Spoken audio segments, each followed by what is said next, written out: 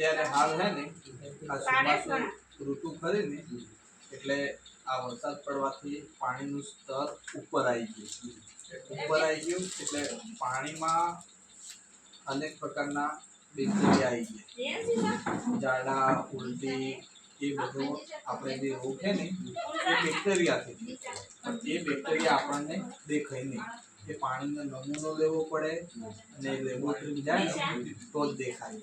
એટલે એ બેક્ટેરિયા મારવા માટે આપણે એક પાણીમાં આ ક્લોરીન ઉમેરવું પડે.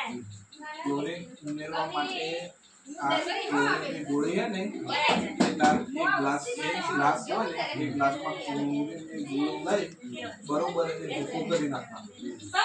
ભૂકો કરી અને એમાં બીજું પાણી નાખવાનું, થોડી વાર રવા દઈ અને એ જે ગ્લાસમાં પાણી છે ને એ બીજી વાટકી પાણી લઈ લેવાનું ગળી, અને જે બીજું આ સૂનો એ ફેંકી દેવાનું ગોળી વાળો, અને સૂનો ફેંકી દેવાનું. જે પાણી રહ્યું ને એ પાણી આપણે જે પીવાનું માટલું હોય ને એ માટલામાં પાણી નાખી દેવાનું. એ પાણી નાખ્યા પછી બરોબર પાણીને હલાઈ દેવાનું.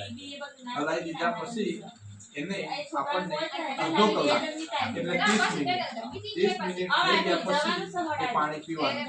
જો તમે એ પાણી પીશો તો તમારા ઘરમાં જેટલા પણ ઝાડા ઉલટી થતું હશે ને એ નહીં થાય. એટલે આ ગોળીનો એ રીતે ઉપયોગ કરજો.